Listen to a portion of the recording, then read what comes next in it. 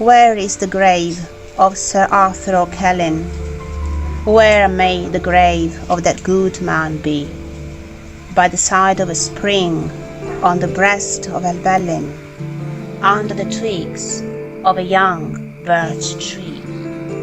The oak that in summer was sweet to hear, and rustled its leaves in the fall of the year, and whistled and roared in the winter alone, is gone,